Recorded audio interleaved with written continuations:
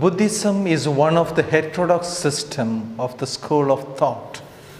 Heterodox system means a system which do not accept the authority of the scripture.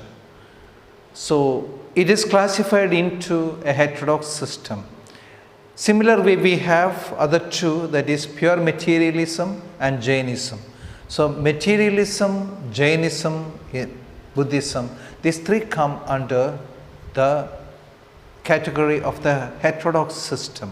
So the orthodox system which accepts the authority of the scripture or the Vedas, and these three which do not accept the authority of the Vedas as the criterion. So therefore we have this system of the heterodox system. Buddhism, we have seen what are the main tenets of Buddhism. So Gautama Buddha, once he became enlightened, and from then onwards he receives the name as Buddha. He had been searching for an answer to the question why there is suffering in the world. And to get an answer to this question, he gave up everything, that is of the comfortable life, the luxury and everything, in order to spend himself to answer this question, why there is suffering. A long time he spent in search of this answer to this question, and then finally it dawned upon him the answer to the question. And he has come out with the principle of Four Noble Truths and Ashtanga Marga. So in nutshell we can say that Buddhism is that philosophy which tells you what is that way we can live and lead a happy life. So ultimate aim of every human endeavor seems to be that. That is the ultimate happiness, search of happiness. The first requirement Buddhism will place before us is that you have a true understanding of what is the nature of the phenomena, the world that is seen around you. So depending on that will be, or placing on that will be the very basis of Buddhism. The real understanding, or what is the nature of the reality around you. So it is said that the nature or the phenomenal world around you is insufficient, impermanent, and it is transient, passing. So if you are going to fix your attention to these transient things, or those which are kshanik or momentary things, then we are going to get disappointed. Therefore, the first principle of Buddhism in the Four Noble Truths, it comes, that is, everything is sorrow. That is, the whole life looks to be a bundle of sorrows. And what is the cause of this sorrow? The desire is the cause of sorrow. Is there any way to get out of that? There is a cessation of this desire. When you are able to put a full stop to your desires, that's the moment you begin to really realize the worth of the phenomenal world, what is the true nature, and how you will be able to free yourself from that. Then the ways and means of really helping yourself away from that is the Ashtanga Marga, or the eightfold ways which you can practice, and which consists of a number of moral codes, or how you have to conduct yourself. So Buddhism, in fact, it is an altruistic religion. It's going out. That's what Buddha did. He did not think about himself, but he was thinking for the whole humanity to find out an answer why there is sorrow, why there is suffering in the world. And in the context of establishing this school of philosophy, as long as Buddha lived, there was not much problem. But the moment after his death, or the time after his death, it was great turmoil. People trying to occupy that position of Buddha himself as a top leader, and then trying to give the interpretation or the leadership And there was a lot of struggle we can see. As long as Buddha was alive, then every reference was made to him. But after his death, whom? Who should be the leader? So that began to be a big problem. And we have the division then happening there. That is the Hinayana school of Buddhism and the Mahayana school of Buddhism. So two major divisions in the Buddhistic philosophy. And all because one group wanted to be very, very loyal or orthodox in the interpretation of Buddha and his teaching, whereas the other school, they were a little more lenient and they were flexible. And they were called the Mahayana or the greater vehicle, and Hinayana is the strict interpretation or the orthodox interpretation of Buddha's teaching, Buddhahood and all that belonging to, and therefore they were considered to be the rigid form or the Hinayana smaller vehicle, which will not admit so many unless and until they prove that they can be very, very faithful to the original teachings of Buddha. So not much flexibility or adaptation was possible in Hinayana school of Buddhism. And therefore, they are also called with the different names Theravada or Orthodox school of thought, and that is the Hinayana school of Buddhism. Mahayana school of Buddhism, which was more liberal. And in this division itself, there are two main things which is coming on, the aspect of the end ideal to be reached.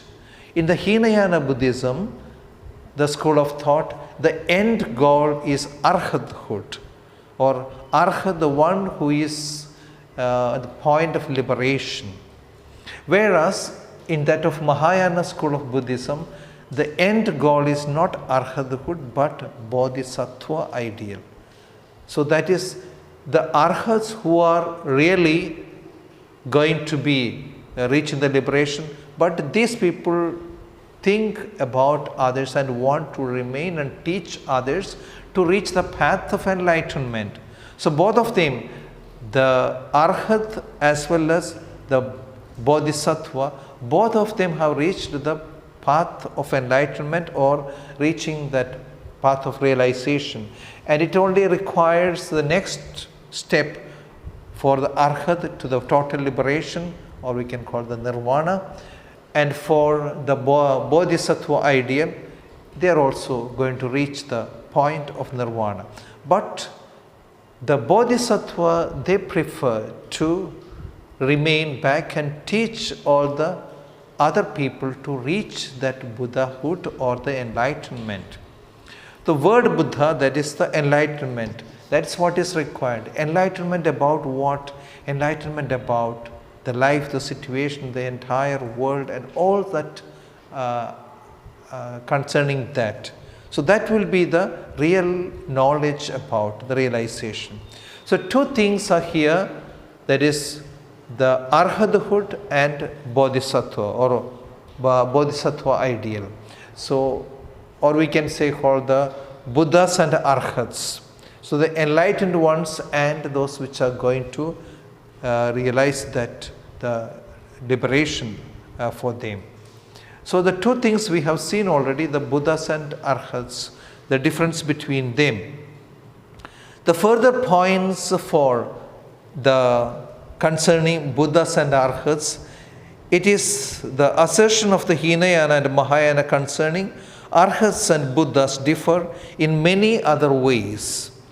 Theravada, for instance, asserts that one of the differences between a Sravaka or listener striving toward the liberation of an arhat and bodhisattva striving towards enlightenment of Buddha is that Sravaka study with Buddhist teachers while bodhisattvas do not. The historical Buddha Sakyamuni, for instance, did not study with other Buddha. He studied only with non-Buddhist teachers whose methods he ultimately rejected. In fact, that Buddha's understanding and attainment did not arise from reliance on Buddhist teacher. Theravada asserts that Buddha's wisdom surpasses that of an arhat. So there is certain differences which we are being shown here between the arhat and the Buddha. In addition, bodhisattvas work to become universal Buddhist teachers. Sravakas do not. Although as arhats, they certainly teach disciples. Before passing away, Buddha himself deputed his arhat disciple Shariputra to continue turning the wheel of dharma. According to Theravada, however, Buddhas excel arhats in being more skillful in method for leading others to liberation and in the breadth of their conduct of teaching. This is the meaning of Buddha's being omniscient. However, according to this presentation, a Buddha would not know everyone's address and would have to ask such information from others. So the omniscience, or the quality which is being attributed to Buddha, the omniscience, that is all knowing or so much of information. So what the Bodhisattva ideal would advocate is that every knowledge, it is not totally independent, it is dependent. As we said, dependent origination, everything is interconnected. Therefore, the Bodhisattva ideal is that although I am in a position to gain that salvation or the liberation, I still forego that with a view or for the sake of the other people who are really not in the path of realization or liberation or not knowing. So he wants to remain back and teach others. That is the Bodhisattva ideal. He becomes a universal teacher, whereas Sravakas, that is the highest ideal to be reached, or in the Hinayana Buddhism, for example, or that of the Arhats. So Sravakas, by listening and then slowly they reach the stage of Arhathood. So that seems to be the final point for the Hinayana Buddhism. Whereas for that of the Mahayana Buddhism, it is going to be the Bodhisattva ideal. So that seems to be a little broader than the interpretation of what the Hinayana Buddhism has given. According to Vaibhashika school of Hinayana, Buddhas are actually omniscient in knowing such information, but they only know one thing at a time. According to Mahayana school of thought, omniscience means knowing everything simultaneously. This follows from its view that everything is interconnected and interdependent. We cannot speak of just one piece of information totally unrelated to the rest. So the difference of understanding with regard to the omniscience, the Hinayana interpretation of omniscience is that Arhats are omniscient in such a way that they have the information of one thing at a time.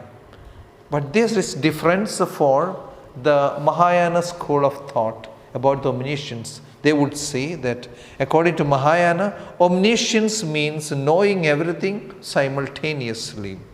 This follows from its view that everything is interconnected, interdependent. We cannot speak of just one piece of information totally unrelated to the rest. Hinayana says that the historical Buddha achieved enlightenment in his lifetime, and like an Arhat, when he died, his mental continuum came to an end. Therefore, according to Hinayana, Buddhas teach only for the rest of the lifetime in which they achieve enlightenment. They do not emanate to countless world systems and go on teaching forever, as Mahayana asserts. Only Mahayana asserts that the historical Buddha became enlightened in previous lifetime many eons ago by studying with Buddhist teachers. He was just demonstrating enlightenment under Bodhi tree as one of the 12 enlightening deeds of Buddha. The precursor of this description of this found in the Mahasankhika school of Hinayana, another of the 18 Hinayana schools, but is not found in either Sarvastivada or Theravada. So where do we get glimpses of that? That means saying that the Hinayana interpretation of the Buddha's enlightenment and his further teaching, and Mahayana's interpretation of Buddha becoming a continuous teacher, world teacher as such. Now what is both this Hinayana and Mahayana aiming at? The pathway minds leading to liberation and enlightenment. So for both Mahayana and Hinayana, the school of thoughts, the end purpose seems to be the liberation and enlightenment. That's be it the Hinayana school of thought or that of the Mahayana school of thought. Hinayana and Mahayana both assert that the stages of progress to the purified state or bodhi of either an arhat or a Buddha entail developing 5 levels of pathway mind. So there are going to be 5 pathway mind in both arhathood as well as Buddhahood. So both have got, that is the 5 pathway, the so-called 5 paths. These are a building up pathway. So first one is the building up pathway or path of accumulation, building up pathway. Then second, an applying pathway mind or path of preparation, applying pathway mind or path of preparation. Third, a seeing pathway, the seeing pathway mind or path of seeing. The fourth one, an accustoming pathway mind or path of meditation, accustoming pathway mind or path of meditation. And the fifth one, a path needing no further training or a path of no more learning, a path or needing no further training or a path that requires no more learning. So this 5 pathway mind both are in the arhathood or in the Buddhahood. Both are equally, they are taken it for the training. Sravakas and Bodhisattvas who attain a seeing pathway of mind both become Aryas, highly realized beings. Both have non-conceptual cognition of the 16 aspects of the 4 noble truths. So they become, that is the highly realized being or Aryas, both the Sravakas and Bodhisattvas who attain a seeing pathway. A seeing pathway is a path of seeing, that is going to be how to mold themselves or how to get on the pathway of freeing oneself, the liberation. Both Hinayana and Mahayana agree that seeing pathway mind rids both Aryas. Seeing pathway mind rids both Arya Sravakas and Arya Bodhisattvas of doctrinally based disturbing emotions, while an accustoming pathway mind rids them of the automatically arising disturbing emotions. The former are based on learning the set of assertions of the one of the non-Buddhist Indian school, while the latter arise automatically in everyone, including animals. The list of disturbing emotions that Sravagas and Bodhisattva Aryas rid themselves is part of a larger list of mental factors. Each of the Hinayana school has its own list of mental factors, while Mahayana asserts yet another list. Many of the mental factors are defined differently in each list. So what we are trying to see, the difference that exists in between the two schools of thought. The main division in Buddhism is the Mahayana and Hinayana, or we can say Hinayana and Mahayana. One is the more stricter group of interpreters, that is the Hinayana school of thought, and other is Mahayana school of thought, that is giving little more liberal thought or flexibility is there. One advantage of the Hinayana Buddhism is that it is more homogeneous. Anywhere in any land it is there, then you can immediately make out, because the customs, the traditions, what they follow, the interpretation, look, or it is so fast, almost the same all over. So that gives it a homogeneous group activity or identity. Whereas the Mahayana Buddhism, it takes a lot of adaptation according to the land in which it is. A lot of customs and new additions are being made because flexibility is there. So these two aspects are there. One is more open, we can say, that is liberal, and the other is a little more strict. Both Hinayana and Mahayana agree that the course of progressing through the 5 pathway minds entails practicing the 37 factors leading to the purified state. So what both the Buddhism is, be it in the school of Hinayana school of Buddhism or that of the Mahayana school of Buddhism, what it is aiming at is the purity of the mind, or making the mind pure, and then to stop the desire, or which is accumulating a lot of karmas, the karmic principles, and the very fact of the desire is that it is said that is ignorance of the true nature of the reality around you or the phenomenal world around you. So we are not able to grasp that the real nature of the phenomena, and therefore we grope in darkness and we keep on searching or trying to satisfy our desires, and thus we are running from sorrow to sorrow, endless circle of this repetition. So both Hinayana and Mahayana agree that the course of progressing through the 5 pathway minds leading to practicing the 37 factors leading to purified state of mind. A purified state or bodhi refers to either arhatship or Buddhahood. These 37 factors include the 4 close placements of mindfulness, the 8 branches of an Arya pathway mind, the 8-fold noble path, and so on. They are very important. In an Uttara Yoga Tantra, the 37 are represented by Yamataka's 34 arms plus body, his body, speech and mind, as well as by the Dakshinis and the body mandala of Vajra Yogini. The 37 are standard set of practices.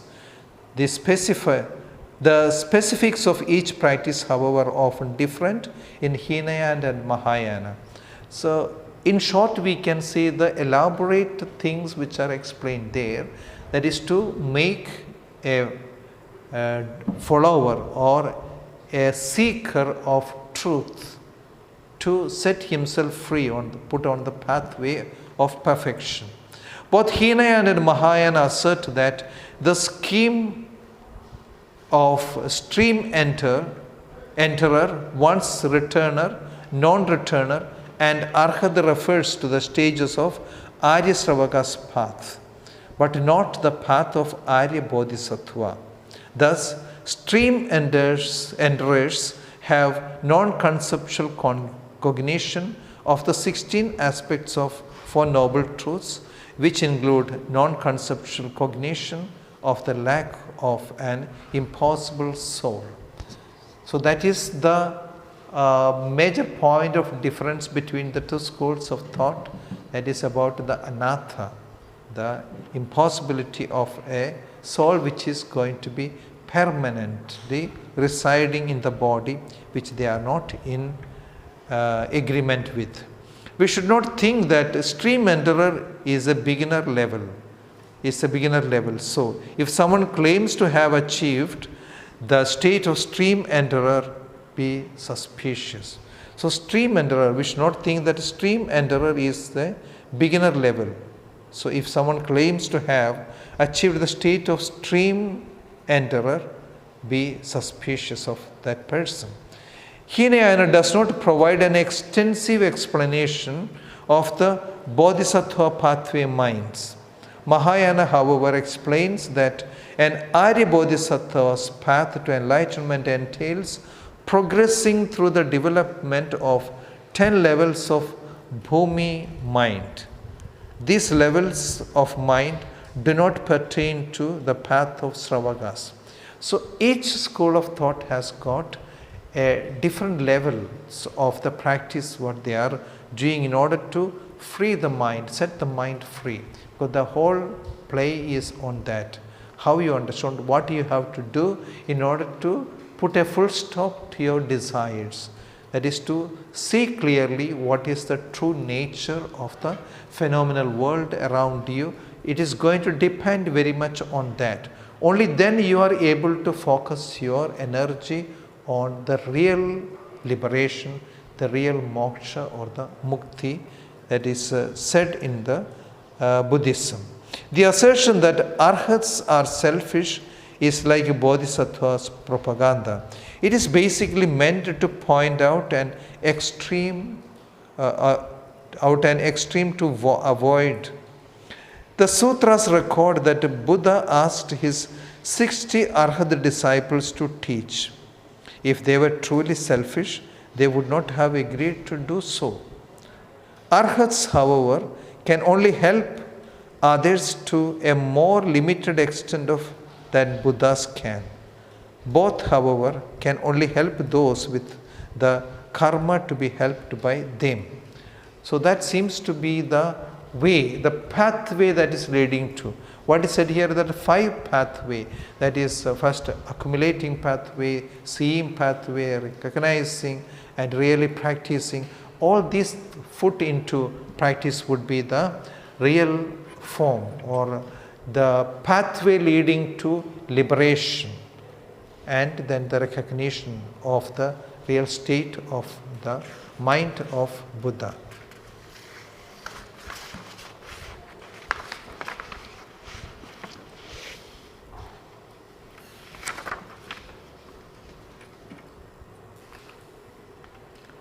The Bodhisattva ideal, little furthermore explanation to that, which we find only in the Mahayana school of Buddhism.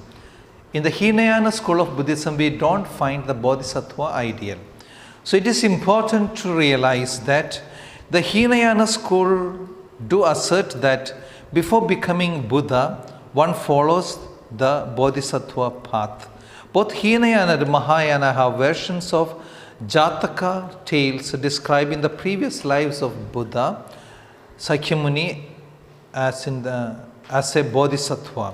Starting with the king Sri Sankabodhi in the 3rd century CE. Many Sri Lankan kings even called themselves Bodhisattvas. Of course, this is a title, this is a little tricky to untangle because there was some Mahayana present in the Sri Lanka at that time. Whereas this idea of Bodhisattva kings pre-existed a Mahayana influence is hard to say, but it did happen. Even more surprisingly, in the 5th century CE, the leaders of Sri Lankan capital Arunthapura declared that Buddha Ghosha, a great Theravada Abhidharma master, to be an incarnation of Bodhisattva Maitreya. Mahayana asserts that there are 1,000 Buddhas in this fortunate eon who will start universal religions, and there have been and will be many more Buddhas in the other world ages. Mahayana also asserts that everyone can become a Buddha because everyone has the Buddha nature factors that enable this attainment. Hinayana does not discuss Buddha nature.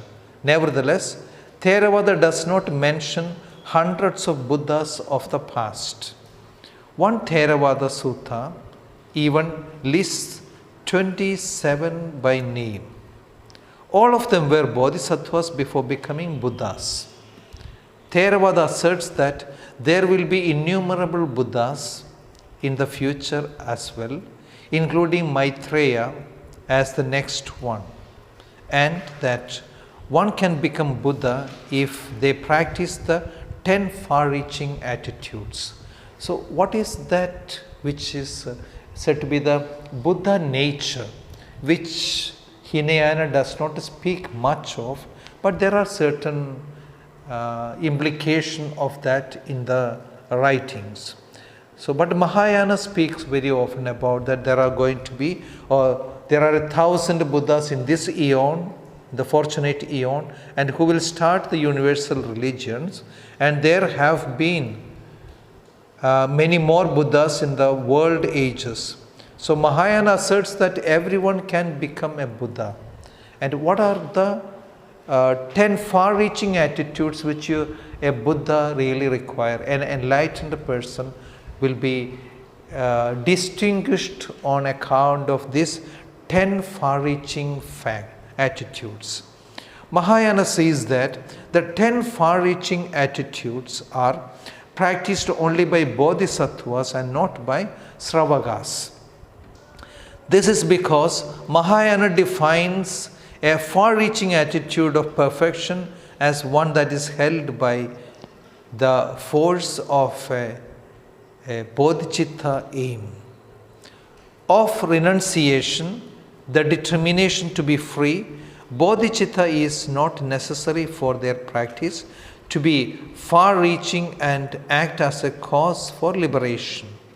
Thus, Theravada asserts that bodhisattvas and sravakas practice 10 far-reaching attitudes. Aside from the different motivating aims behind them, the other main difference between a bodhisattvas and sravakas practice of 10 is the degree of their intensity. Thus, each of the 10 far-reaching attitudes has 3 stages or degrees: the ordinary, medium, and the highest. For example, the highest practice of generosity would be giving one's body to feed the hungry tigress, as Buddha did in a previous life as a bodhisattva. So we are going to discuss on the 10 far-reaching attitude of the which makes a Buddha or an enlightened person. Who is an enlightened person? Who is going to practice these 10 far-reaching attitudes? The list of the 10 far-reaching attitude also differs slightly in Theravada and Mahayana, or in Hinayana and Mahayana. The Mahayana list of the 10 far-reaching attitudes are generosity, ethical self-discipline, patience, joyful perseverance, mental stability, discriminating awareness, skill in means, aspirational prayer, strengthening, deep awareness. So these are the 10 far-reaching attitudes according to the Mahayana school of Buddhism, which will help a person to become more enlightened.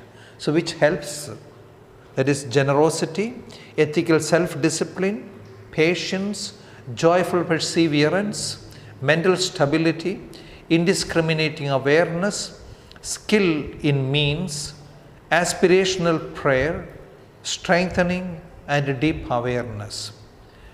The Theravada or the Hinayana school omits mental stability, skill in means, aspirational prayer, strengthening and deep awareness. It adds in their place renunciation, being true to one's word, resolution, love and equanimity. So we can see the certain aspects in which both the schools differ. The Mahayana school of Buddhism, they have got 10 far-reaching attitudes which are very much with the Bodhisattva ideal or those who are reached the enlightenment. And here the Hinayana school also practice this 10 far-reaching attitudes, but with a difference. They don't have exactly the 10 numbers as that of the Mahayana, but with little difference. Instead of what the Mahayana adds as the mental stability, skill in means, aspirational prayer, strengthening and deep awareness, the Hinayana school of Buddhism in that place practices renunciation, being true to one's word, resolution, love and equanimity. So there is 5, both the Hinayana school of thought and Mahayana practices, but there are 5 other differences with both of them. That is the Mahayana school of thought and the Hinayana school of thought. Then the 4 immeasurable attitudes are these. Both Hinayana and Mahayana teach the practice of 4 immeasurable attitudes. We have 10 far-reaching attitudes which are practiced by them. Now there are 4 immeasurable attitudes practiced by both Hinayana and Mahayana. Teach and practice the 4 immeasurable attitudes of love, compassion, joy and equanimity. So these 4 immeasurable attitudes are found both in both the schools of thought, that is in Hinayana as well as in Mahayana. That is love, compassion, joy and equanimity. Love, compassion, joy and equanimity. Both define love as the wish for others to have happiness and the causes of happiness, and compassion as a wish for them to be free from suffering and the causes of suffering. Hinayana, however, does not develop these immeasurable attitudes through a line of reasoning, such as that all beings have been our mother and so on. Rather, it starts by directing love at those whom we already love and then extending it in stages towards a widening range of others. The definitions of immeasurable joy and equanimity are different in Hinayana and Mahayana. In Hinayana, immeasurable joy refers to rejoicing in the happiness of others without any jealousy and wishing to increase. In Mahayana, immeasurable joy is the wish that others have the joy of unending enlightenment. So we also see certain subtle differences and distinctions in the interpretation of immeasurable joy and equanimity. These are both the schools are practicing this 4 immeasurable attitudes of love, compassion, joy and equanimity. But then there is some difference, and the definitions of immeasurable joy and equanimity are different in Hinayana and Mahayana. In Hinayana, immeasurable joy refers to rejoicing in the happiness of others without jealousy and wishing to increase. In Mahayana, immeasurable joy is the wish that others have the joy of unending enlightenment. Equanimity is the state of mind that is free from attachment, repulsion, and indifference. In Theravada, it is equanimity toward the outcome of our love, compassion, and rejoicing. The outcome of our attempts to help others really depends on their karma and their efforts. Although, as with the Mahayana, Theravada accepts the possibility of a transfer of a positive force merit to others. We wish them to be happy and to be free from suffering, but have equanimity about what actually happens. This is because we know that they will have to do the work themselves. In Mahayana, immeasurable equanimity means wishing all others to be free of attachment, repulsion, and indifference, because these disturbing emotions and attitudes bring them suffering. So, two ways of understanding the immeasurable attitude of equanimity. In the Hinayana school of Buddhism, it is that we wish them to be happy and to be free from suffering, but have to the equanimity about what actually happens. This is because we know that they will have to do the work themselves. So each person has to fulfill his own karma. So that is a must. The theory of karma is very much accepted in the school of Buddhism.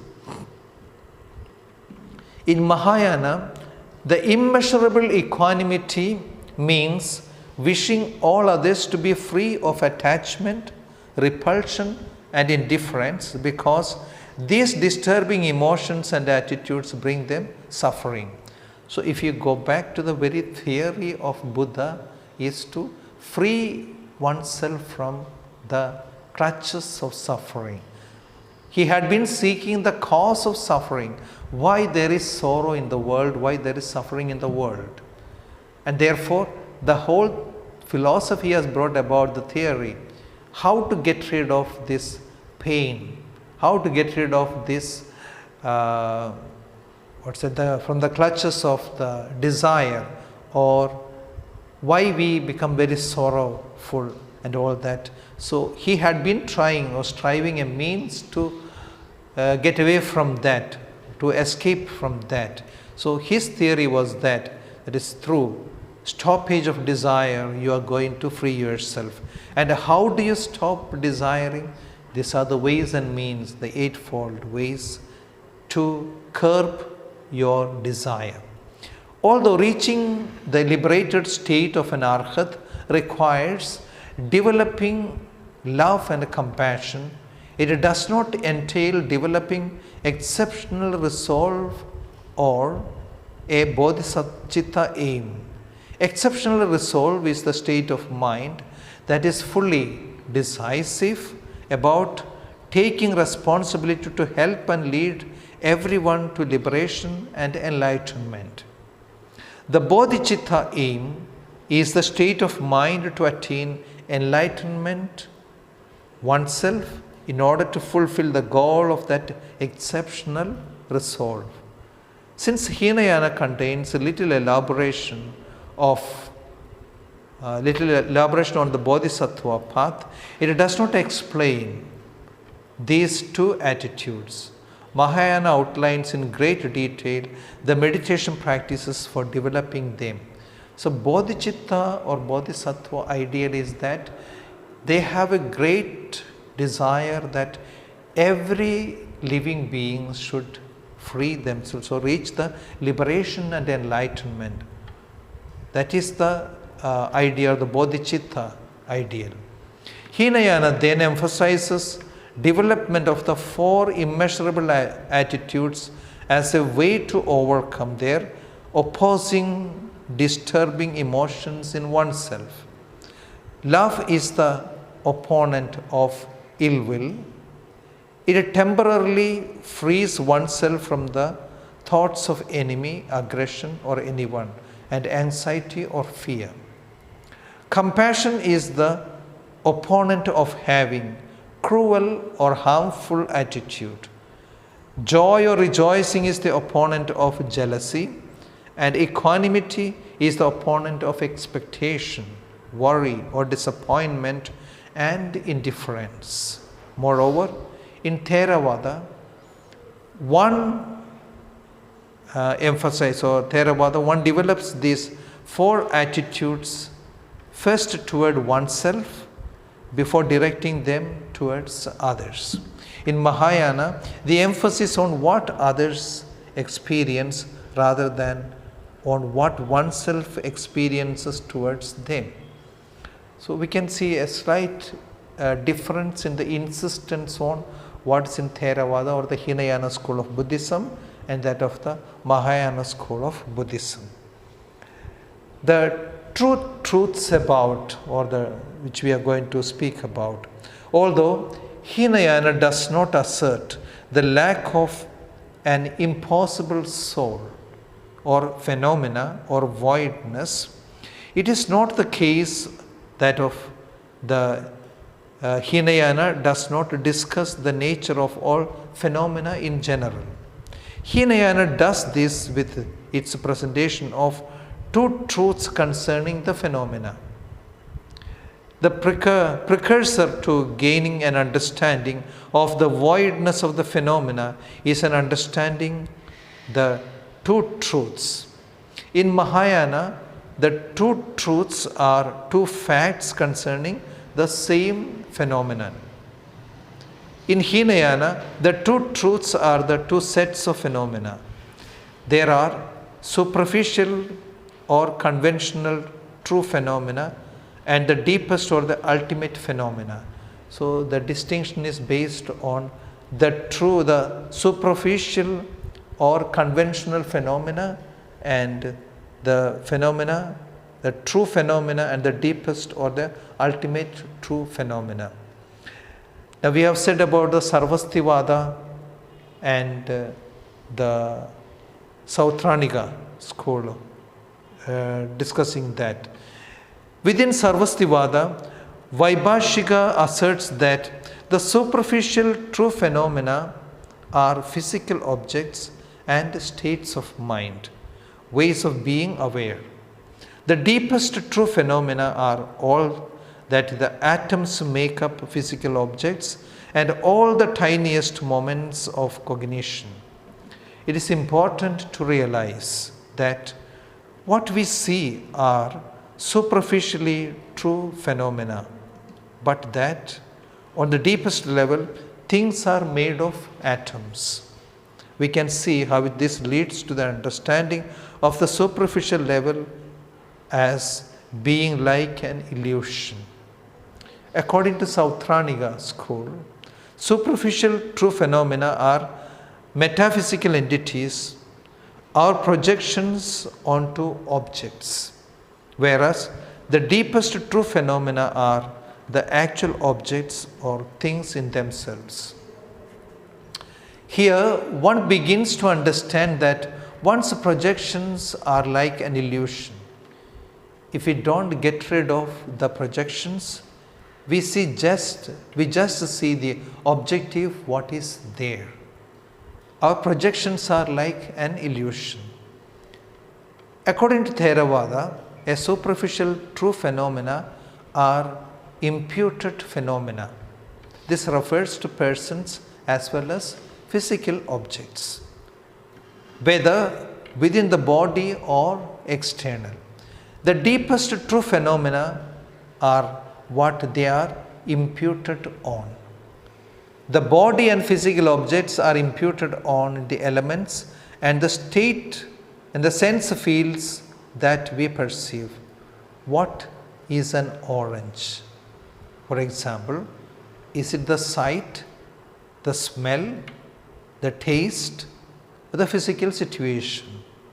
An orange is what is imputed on all that. Likewise, a person is what can be imputed on aggregate factors of body and mind. The 6 types of primary consciousness and the mental factors are the deepest true phenomena because a person is labeled or imputed on them. So that is what is being said about the 2 truths. That is, one is the apparent and one is the real. Although none of the Hinayana school talk about the voidness of all phenomena, they do say that it is important to understand deepest phenomena and non-conceptually in order to gain liberation. The flavor is thus very much the same as Mahayana discussion. Theravada also has a very different explanation of karma, which is not found in the Sarvastivada school or in Mahayana, but we are not going to deal too lengthy on them. So, but both of them have the theory of karma as very strong in both the schools. With this, we can begin to appreciate how Hinayana school or of Theravada and Sarvastivada really are in full favor of the Buddhist teachings. This can help us to avoid making the mistake of forsaking the Dharma by saying that any of Buddha's teachings are not Buddhist teachings. When we understand different schools properly from their own point of view, we develop a great deal of respect for all the teachings of Buddha. This is very important. So in a nutshell, we can say that what we have seen is the division between the two. Why this has come about? It is all because of the insistence on one or the other. So 2 schools of thought, that is, one is the Hinayana school of thought and the Mahayana school of thought. So what we were trying to see is that on which ground they differ, or is there anything common to them. There are certain things which are common, which they believe, on which they practice. At the same time, there is difference in the thought pattern and certain aspects which they insist. Some which are present in the Mahayana, we do not find them in the Hinayana school of thought. And of course, I should again insist here that Hinayana school of thought is a little more rigid in its interpretation, and that gives them a homogeneity in the fact that it is being practiced in the similar way or same way all over, wherever the Theravada school of Buddhism is in hold or in practice. Whereas Mahayana school of thought, as it spreads and it becomes more flexible and adaptable to the conditions of the existing land, so it has also taken a lot of adaptation to that. In short, we can say both are trying to make free the persons from that which is oppressing them, or the very fact that they want to give an answer to the aspect of or the search that why there is suffering. Is there any way for the persons to free themselves from this aspect of suffering, or the understanding what causes the real sorrow, why people are sad, why people are suffering, how does it come about. So all Buddhism is trying to give an answer to that search as to why there is suffering and which way we are going to overcome this difficulty. And that had been what we were all the while trying to say that. There is one important element in Buddhism, that is praditya samutpada, that is dependent origination, which will clarify how we are going to understand the situation of ours.